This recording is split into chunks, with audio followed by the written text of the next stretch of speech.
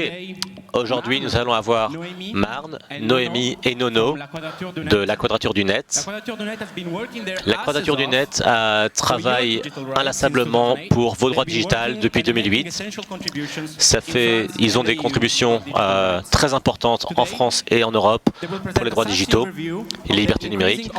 Aujourd'hui, ils vont donner un petit conte satirique des actions oppressives dans le pays des droits de l'homme et des effets que ça a sur les activistes. Applaudissements pour eux, s'il vous plaît.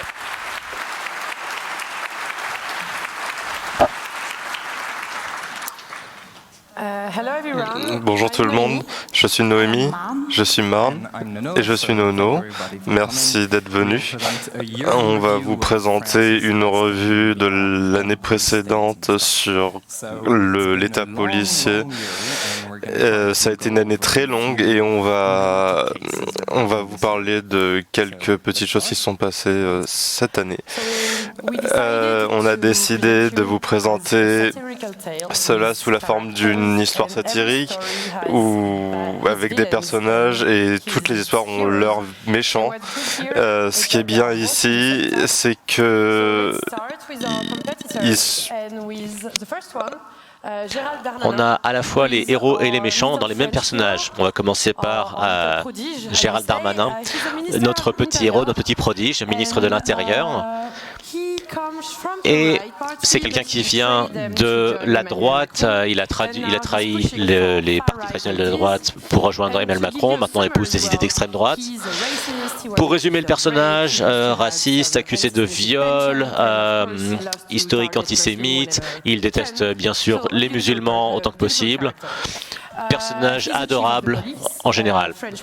Bien sûr, en tant que ministre de l'Intérieur, il est à la tête de la police. La police française est connue pour être douce et gentille pendant les manifs. Et c'est quelqu'un qui a une passion profonde pour les syndicats de police. Il faut savoir qu'en France, les syndicats policiers ont beaucoup d'influence et ils s'entendent très bien avec eux. Un deuxième compétitionnaire sont les entreprises de surveillance qui sont toujours enthousiastes à amener de la surveillance dans le pays. Par l'innovation, ils utilisent... On parle de l'industrie militaire en France. Nous avons notre ministre de la Justice, M. Éric Dupond-Moretti. Avant d'être ministre de la Justice, il était avocat. La première chose qu'il a fait en tant que ministre, ça a été de mettre de la pression sur les juges qu'il avait eu face à lui quand il était avocat, ce qui est un petit peu bizarre. Il est bien sûr accusé de corruption, parce qu'il est corrompu en tant que ministre de la Justice, ce qui est quelque chose de quand même un petit peu dingue. C'est quelqu'un qui parle très fort, qui dit beaucoup de choses sexistes. Personnage adorable de manière générale. Et nos derniers participants, ce sont les plus secrets, les plus discrets.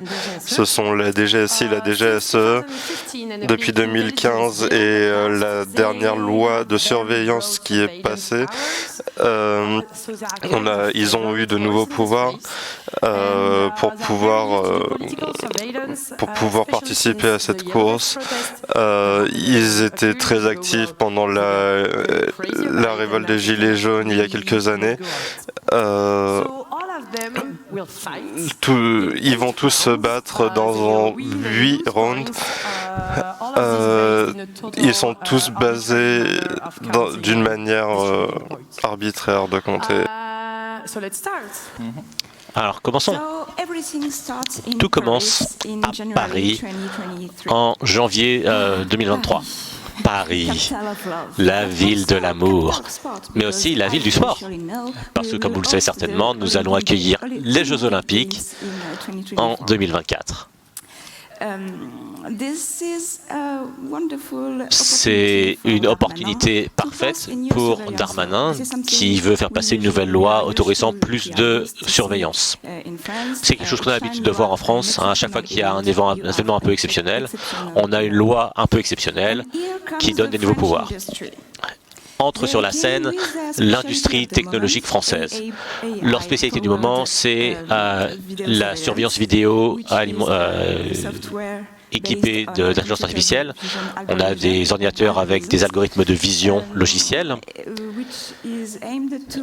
Leur but est d'analyser les images des caméras de surveillance, de trouver ce qu'on pourrait appeler un comportement suspect.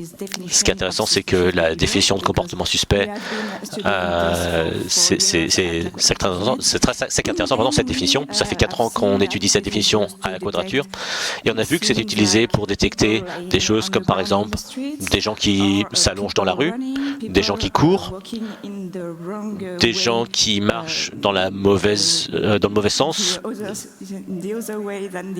par rapport à la foule, des choses comme ça. Même si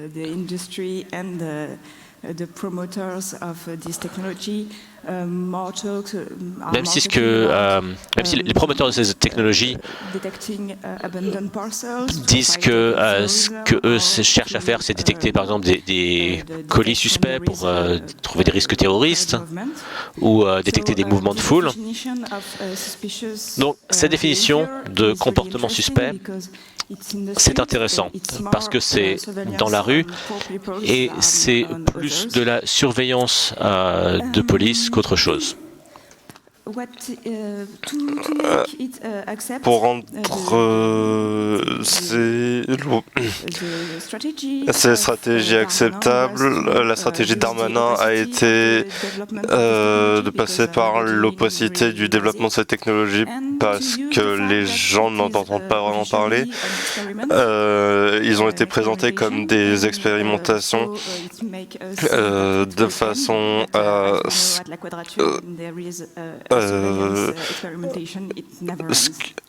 et en disant que ça va s'arrêter, notre expérience avec Quadrature, c'est que ce genre de choses ne s'arrête jamais. Pour la performance, nous avons donné 10 points à l'industrie de la surveillance pour avoir industrialisé tout cela pour un événement aussi large. Nous avons donné 5 points à Darmanin.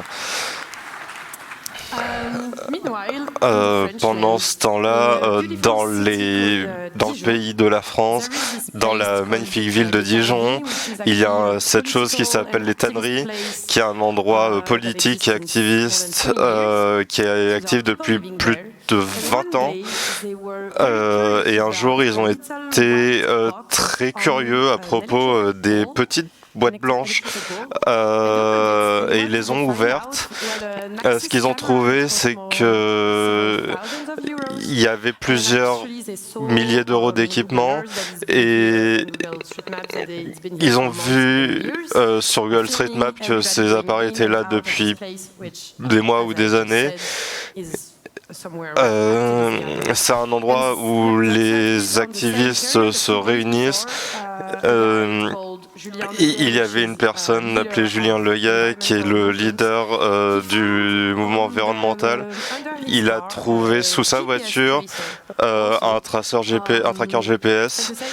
La même personne a trouvé l'année précédente une caméra dans les buissons en face de sa maison. Ce qu'on voit, c'est que les services d'espionnage font les choses avec beaucoup d'enthousiasme, donc on leur donne 10 points, mais ils perdent 3 points parce que ils ont été pris. Donc voilà, c'est tout ça pour ce deuxième round. Troisième round, la bataille de Sainte-Soline. C'était une manifestation de très grande envergure à but climatique. Les méga-bassines sont des très grandes piscines dans lesquelles on pompe l'eau des nappes phréatiques, ce qui assèche tout, sauf la méga-bassine, qui est bien sûr privée. On a donc un cas de privatisation de l'eau. Il y a eu des manifestations de très grande envergure. C'était l'occasion pour la police de tester de nouvelles techniques et des nouveaux jouets. Alors, les techniques qui ne sont pas tellement nouvelles. Hein. Ça fait des années que les gens balancent des grenades lacrymo et des armes non létales contre les gens. Mais ce qui était nouveau, par contre, c'est qu'on avait des gens des policiers qui étaient montés sur des quads, 2 par 2, et qui avançaient en charge, en ligne, vers les manifestants. On a eu 2 manifestants dans le coma, de nombreux blessés, etc. Il y avait aussi des nouveaux jouets. Par exemple, ces pistolets qui sont des espèces de paintball qui ont des cartouches avec des marqueurs avec de l'ADN dedans. L'idée, c'est qu'ils voient quelque chose dans la foule, ils visent, ils tirent et ça va vous marquer de façon invisible, mais sous lumière UV, on peut voir qu'il y a une luminescence. La France est le seul pays au monde à utiliser cette technologie. D'autres pays ont explicitement dit à la France que ça avait des problèmes d'acceptabilité sociale, le fait de marquer les gens avec de l'ADN. C'est quelque chose d'assez bizarre. Ce qui est intéressant, c'est que ça n'a pas valeur de preuve. On ne peut pas dire que cet ADN a une date ou une heure. S'il n'y a pas de lien avec d'autres gens, on ne peut rien prouver avec. Mais ils ne vont pas arrêter de l'utiliser. Donc, 10 points à Darmanin. Bravo.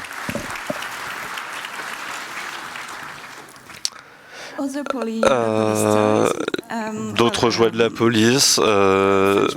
La police française adore les caméras. On a à peu près 1 million d'entre elles dans le pays.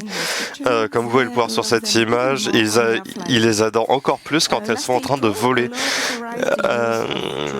La loi autorise l'utilisation de drones par la police. Et comme dans d'autres pays, ils avaient été utilisés pour surveiller la population. On a également d'autres occupations qui sont plutôt des excuses pour ajouter de la surveillance à la surveillance. On voit ça sur les frontières, par exemple la frontière avec l'Italie ou la frontière sur la Manche. Le but est d'empêcher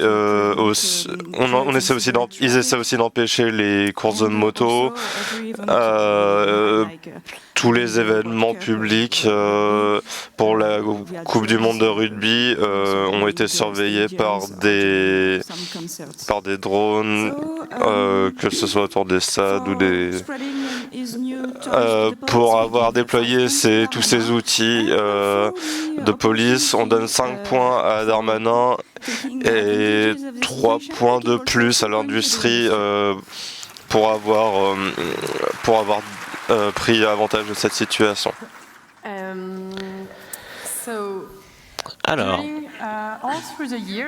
à travers les années, Darmanin, donc notre ministre de l'Intérieur, notre cher ministre de l'Intérieur, a multiplié ses attaques contre le chiffrement. Il n'aime pas du tout le chiffrement, parce que ça l'empêche d'avoir accès à nos conversations. Donc, d'abord, il a ciblé les activistes en disant qu'ils utilisaient des systèmes de chiffrement parce qu'ils étaient parano ou parce qu'ils avaient une culture de clandestinité. L'idée était de délégitimiser les activistes.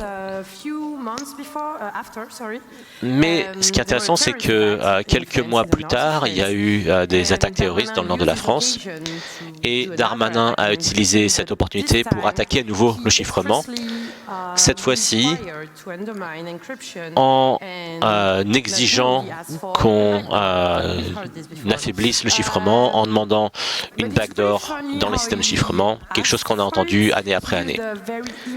Alors, ce qui est intéressant, c'est qu'il a parlé avec de façon très imagée. Il a dit avant, avec les écoutes téléphoniques, c'était bien, on pouvait écouter toutes les conversations. Maintenant, les gens, malheureusement, utilisent des systèmes de chiffrement.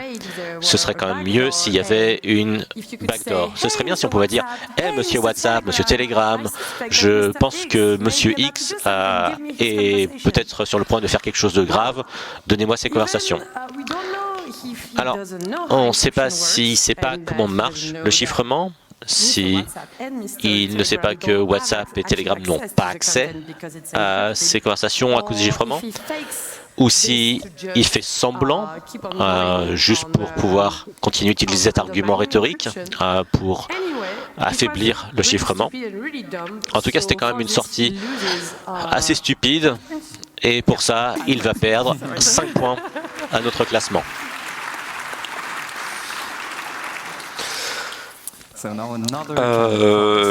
Une autre manifestation pour le climat, c'est à côté d'une usine de ciment de Lafarge.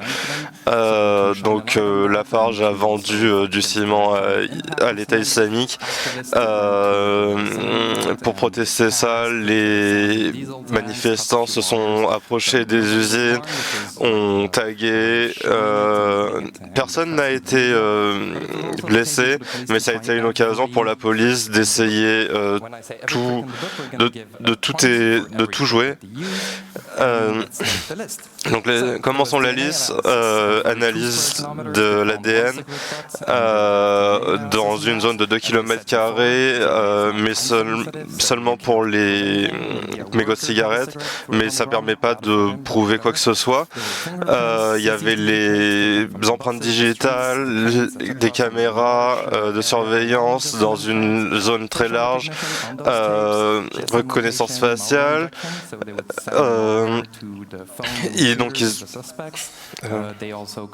géolocalisation des gens utilisant des malwares notamment, analyse des appels et des SMS grâce à ces malwares. Il y avait des IMC catchers qui permettaient de savoir quel téléphone était dans cette zone et bien sûr simplement des écoutes téléphoniques. Ils ont aussi extrait des données des banques, du train, enfin des compagnies ferroviaires et de bus, des réseaux sociaux, du trafic internet grâce aux fournisseurs d'accès. Il y avait aussi des micros dans les maisons, dans les voitures, des trackers GPS dans les voitures, des photos prises dans les péages pour savoir qui prenait la voiture ensemble, analyse OSINT pour voir s'il y a des gens qui avaient posté sur des réseaux sociaux par exemple, des fouilles de maisons et de l'exfiltration des données des téléphones des suspects. Donc avec tous ces points, ça en fait 16 pour M. Darmanin et 8 pour les services de renseignement, ce qui est quand même pas mal pour eux.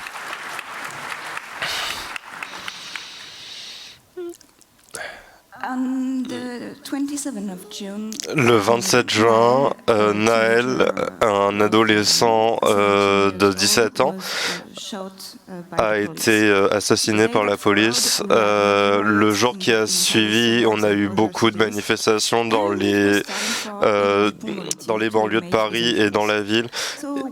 Et qu'est-ce qu'a fait Éric Dupond-Moretti? Il a pris, est-ce qu'il a pris des mesures pour décourager les violences policières? Non. À la place, il a choisi, il s'en est pris aux parents, il s'en est pris aux banlieues et bien sûr aux jeux vidéo, qui est le bouc émissaire des vieux. Il a pointé du doigt des vidéos sur TikTok et le gouvernement a demandé aux réseaux sociaux d'enlever, de retirer des vidéos pour empêcher que le mouvement ne prenne de l'ampleur.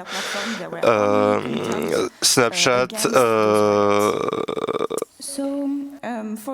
bien sûr, les réseaux ont refusé Snapchat. Snapchat a quand même retiré des contenus. Donc pour ce bel effort de justice à la française, 15 points à Éric Dupond-Moretti.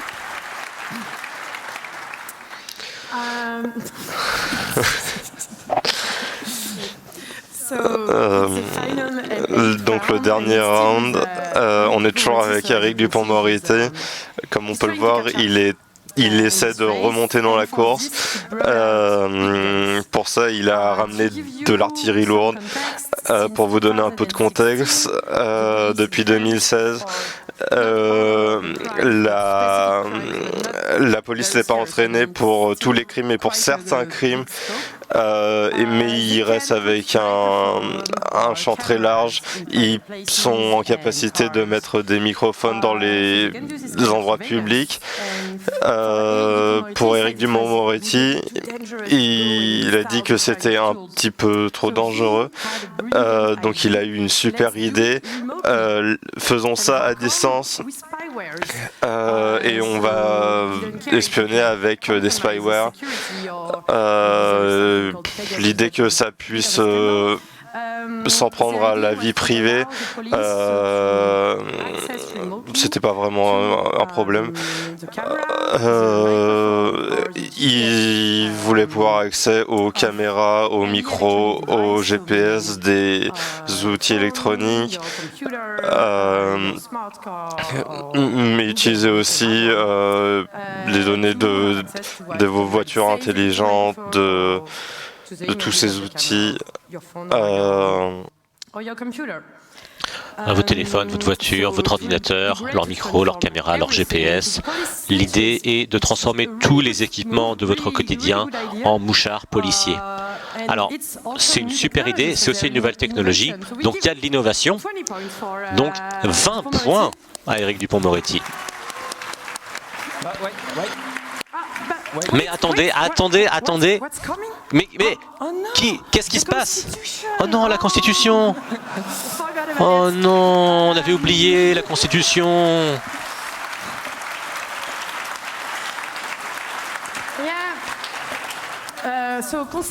Donc le Conseil constitutionnel, notre tribunal constitutionnel, n'est pas forcément le meilleur des barrages contre les lois dangereuses, mais en novembre, il s'est réveillé, il a dit que peut-être cette loi sur les spyware était un peu trop intrusive, que cette loi était anticonstitutionnelle, alors pas l'intégralité de la loi, juste la partie sur les micros et les caméras, ce qui est peut-être le pire, mais la police peut quand même activer des spyware pour les données GPS. Donc, Éric Dupond-Moretti est un menteur, il aurait dû savoir tout ça à l'avance. Il perd donc 35 points et retombe à 0. Alors, quel est le classement? Qui a gagné? Gérald Darmanin, évidemment. Bouh!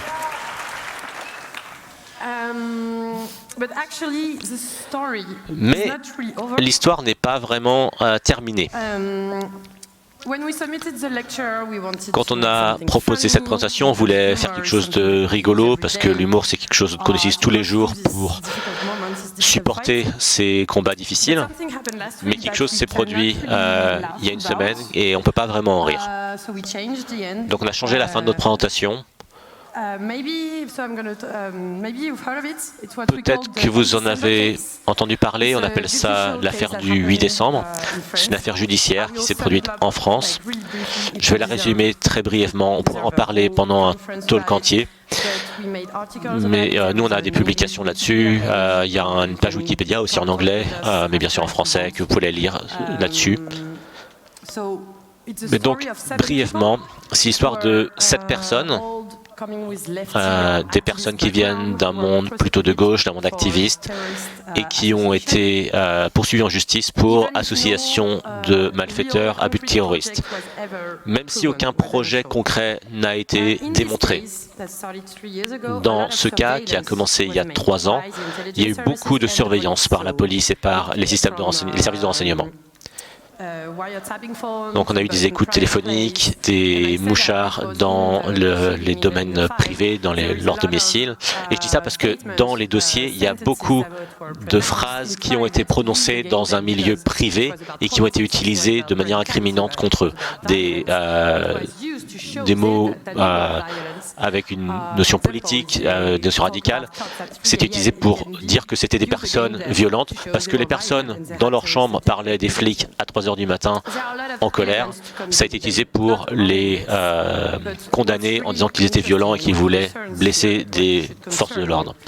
Ce qui devrait vous faire peur dans cette affaire, c'est que parmi ces éléments, le fait que toutes ces personnes utilisaient des systèmes de chiffrement, des systèmes de vie privée, comme le font la plupart des gens dans cette salle, j'en suis sûr. Cette utilisation de ces systèmes chiffrés a été utilisée par le procureur pour dire que c'était une intention de leur part de masquer des choses dangereuses, qu'il y avait une culture du secret, une obsession avec la confidentialité à cause de leur utilisation de communication chiffrée, notamment l'application Signal qui est mise en lumière ici. Et c'est pas tout. On a eu accès à ce dossier et on peut montrer des éléments là-dedans qui ont trait à la vie privée et qui ont été utilisés pour décrire les personnes dans leur utilisation de ces outils. Et les suspects ont été questionnés là-dessus, notamment leur utilisation de Signal, de WhatsApp, de Wire. Le fait d'avoir des emails chiffrés avec Proton par exemple, le fait qu'ils aient des outils comme des VPN ou Tor pour la vie privée sur Internet, le fait qu'ils utilisent Tails comme système d'exploitation, le fait qu'ils se protègent contre l'exploitation de données personnelles, c'est des questions qui leur ont été posées. Pourquoi est-ce que vous êtes sceptique des services Google par exemple? Donc, pourquoi est-ce que vous avez installé Signal sur le téléphone de votre mère? Nous, on pourrait en rire, mais c'est quelque chose qui nous fait vraiment peur. Le fait d'utiliser des alternatives, des systèmes libres, comme par exemple iOS ou Lineage sur leur téléphone, le fait que leurs médias digitaux étaient chiffrés, le fait qu'ils s'organisaient pour participer à des crypto-parties, pour installer Tails par exemple, et le fait qu'ils ne possédaient que des documents techniques au final assez simples. Donc on a suivi cette affaire, on est allé aux audiences qui ont eu lieu en octobre et la décision finale a été publiée la semaine dernière, le 22 décembre, et cette décision est terrible. La Cour a suivi complètement le raisonnement fallacieux du procureur. Le juge a dit que même s'il n'y avait pas de projet prévu, ils avaient des intentions terroristes, principalement en se basant sur les conversations privées qu'ils avaient eues en parlant de violence, leurs idées anarchistes, le fait qu'ils avaient des livres sur l'anarchie. Et parmi tous ces éléments, il y a d'autres éléments aussi, ils ont maintenu le fait d'utiliser Signal et des outils de trait à la vie privée, c'était fait avec une intention de se cacher et de s'organiser discrètement. Donc après cette décision, nous on a peur pour l'avenir et nos amis nous disent que eux aussi pour la première fois ont peur. C'est un jugement inhéremment politique qui affecte tous les activistes. C'est quelque chose qui crée un précédent très dangereux pour tout ce qui a trait à la vie privée, puisqu'ici elle n'est pas vue comme un droit fondamental, mais comme quelque chose de suspect. Toute forme de confidentialité peut devenir suspecte par défaut. Donc voilà, merci de nous avoir rejoints. On voulait vous montrer un peu ce qui se passait parce que la situation est plutôt effrayante. La France a beaucoup d'influence en Union européenne et on voulait montrer ça au CCC parce que on sait que la Convention a des intérêts politiques et on aimerait empêcher la France d'influencer trop les autres pays. On va continuer à se battre et on a besoin de votre soutien. Vous pouvez nous soutenir à ce lien. J'espère qu'on vous verra tous pendant les Jeux Olympiques. Merci beaucoup.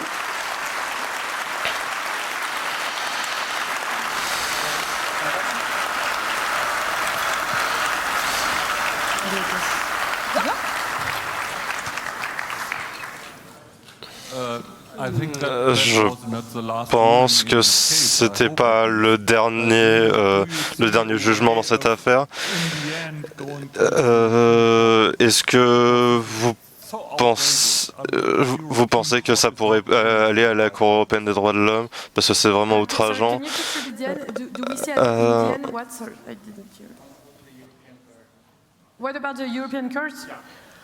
La question donc, quid des cours des instances européennes? Combien de temps avant que ça puisse monter aux plus hautes instances au niveau européen? Alors en fait, cette affaire est déjà allée devant la Cour de justice européenne et c'est un de nos meilleurs alliés en France à l'heure actuelle, parce que les tribunaux français rendent des jugements très négatifs. Donc nous, quand on est dans un état de litigation, quand on est dans ces affaires, on attend ça là-bas. Après, c'est quelque chose qui prend très longtemps. Ça prend 3 à 4 ans, ça dépend bien sûr des affaires, mais ça met très longtemps pour avoir des décisions.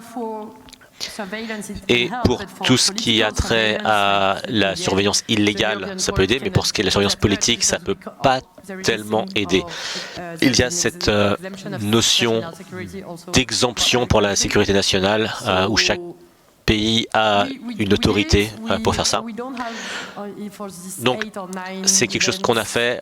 On ne sait pas encore si pour cette affaire précise, ça va aller aux instances européennes.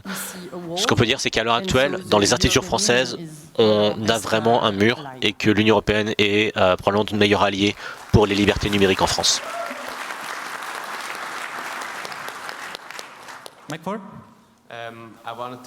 Je voulais demander si il y a c'est quelque chose de spécifique à la France ou si c'est quelque chose qui peut aussi se passer en Suisse ou en Italie. Est-ce que vous pensez que la France a une culture politique particulière? Malheureusement et pas si heureusement, la France n'est pas si spécifique. Les événements internationaux qui se passent en France ont aussi mis la lumière sur ce pays. On voulait aussi pouvoir vous montrer les parties pas si bien de la France. Comment le gouvernement y réagit, et on sait que ce genre d'événement est connu de manière internationale, et on pense que c'est important de montrer ce qui se passe sur cette scène internationale. Pour certaines technologies, par exemple la surveillance par IA, il y a une partie de tout ça qui est poussée par l'industrie militaire qui est assez ancienne en France. On sait qu'il n'y a pas forcément... On a ce contexte européen de l'extrême droite qui vient dans les institutions. On a aussi cette chose en France qui s'appelle la 5e République et qui font que les institutions sont vraiment à la fin de ce processus. Il n'y a pas vraiment de garde-fou. On voit que les cours n'aident pas, que la politique est plutôt favorable, et c'est ce qui explique cette situation. Merci beaucoup pour cette présentation. Vous parlez de sujets très problématiques. J'ai quelques problèmes pour comprendre les deux côtés de l'affaire. Parce que je comprends qu'on veut garder nos communications privées, qu'on ne veut pas que la surveillance puisse avoir accès à tout ce qu'on dit dans un but d'espionnage. Mais en même temps, j'ai aussi un peu peur pour ma propre sécurité, par exemple, dans le cadre des Jeux Olympiques. J'ai peur du terrorisme dedans. Et donc, je me rends compte aussi que je veux pas cette surveillance, mais qu'en même temps, je veux protéger les gens. Comment est-ce qu'on pourrait combiner ces deux aspects? Alors, je peux apporter des éléments de réponse. On a eu des exemples de la police qui utilise des techniques de surveillance, notamment la reconnaissance faciale, dans des événements sportifs de grande envergure. Il y a eu ce match de football avec Liverpool, je crois, il y a quelques mois. La police n'était pas organisée physiquement correctement pour éviter les attaques terroristes. Une chose à garder à l'esprit, c'est que les caméras de surveillance et toute technologie, c'est pas aussi efficace que d'avoir une présence humaine sur le terrain, d'avoir des gens qui sont sur le terrain, qui voient qu'est-ce qui se passe, qui peuvent surveiller quand il y a des comportements problématiques. Ajouter de la surveillance sur des problèmes sociaux ne résout pas les problèmes sociaux. On a vu Darmanin, par exemple, dire « Ah, mais si on avait de l'IA, on aurait pu peut-être avoir plus de sécurité ». En réalité, c'était juste un moyen pour lui de couvrir les échecs et les comportements ratés de la police, qui par exemple, ne laissait pas le public passer, qui les bloquait dans un coin. Et ça c'est des cibles parfaites, par exemple, pour des actes terroristes. C'est ça qui a été les gros problèmes. La question est donc, le problème principal n'est pas un problème technologique, c'est un problème humain. La réponse, c'est un problème humain et un problème de méthodologie, de philosophie de la police, telle qu'on l'a en France. Par exemple, personne ne dit que les Jeux Olympiques ne seront pas un événement exceptionnel, ça c'est OK. Ce qu'on dit, c'est que cette surveillance technologique n'est pas la solution. Comme Nono l'a dit, il y a d'autres façons de prévenir les risques. À Paris, un des gros problèmes qu'il va y avoir, c'est les transports publics, par exemple. Il y a une espèce de manipulation qui est mise en place maintenant, qui dit que la technologie va résoudre tous les problèmes, au lieu de simplement essayer de résoudre les problèmes en proposant des solutions. C'est quelque chose qu'on voit beaucoup, une espèce de foi dans le fait que la sécurité ne peut venir que de la surveillance. Et ce que nous, on essaye de faire, c'est de montrer que ça, c'est pas vrai, ça ne marche pas, en plus, c'est dangereux, cette surveillance de masse. Donc on essaye de sortir de ce schéma narratif que les pouvoirs publics nous imposent. Les Jeux Olympiques vont être un bordel sans nom. Et ce n'est pas les solutions qu'ils proposent qui vont résoudre ça.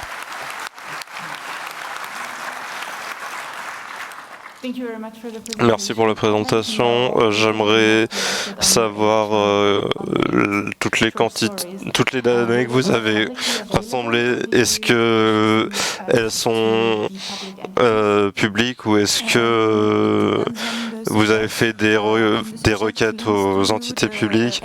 Ça dépend. Pour certaines données sur la surveillance, ça a été difficile à cause des données de la Technopolis. Pour les autres sujets, on a utilisé des données que vous pouvez retrouver sur notre site, mais vous pouvez aussi nous demander directement. Merci beaucoup.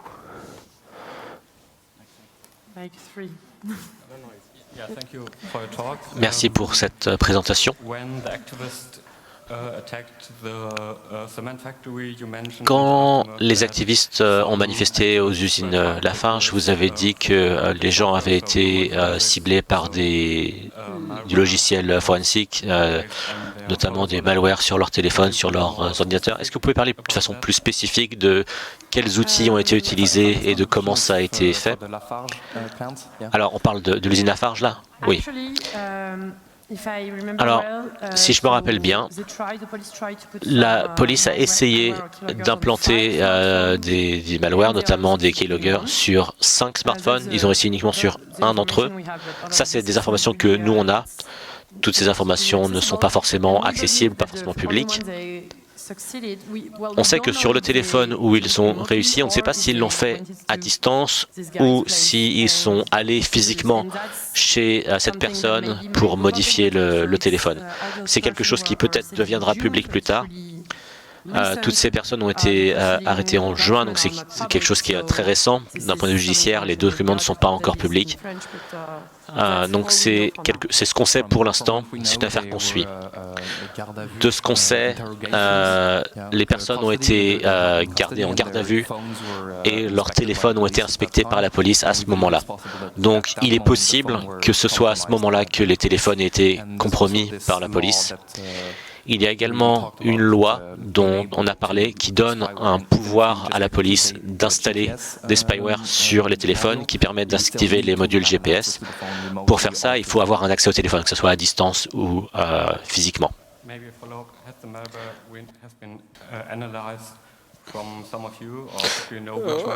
Est-ce que vous savez quels malwares ont été utilisés? Non. On pourrait peut-être savoir dans les prochains mois, mais c'est une procédure en cours, donc c'est difficile d'avoir accès aux données. Une autre question? Si j'ai bien compris, vous avez mentionné qu'il y avait une grosse industrie de l'IA en France. Qu'est-ce que vous en savez? Enfin, qu'est-ce que vous savez sur la manière dont la France utilise ces technologies pour devenir un État extrêmement répressif? Ce qu'on peut dire, c'est que on sait que la France fait de la pression sur l'Union européenne pour apporter un cadre législatif. Il y a des logiciels, il y a plusieurs pays comme le Qatar. Il y a cette convention qui s'appelle la Milipol, qui s'est déjà passée plusieurs fois, et c'est une occasion pour toute l'industrie, comme Thales, qui est très connue. Il y a aussi toutes ces startups qui veulent vendre partout dans le monde. Si vous regardez, si vous cherchez Thales ou Milipol, il y a ce site qui s'appelle reflet.info, qui a vraiment beaucoup de documentation sur tout ce qui se passe dans ce secteur. C'est tout, merci beaucoup.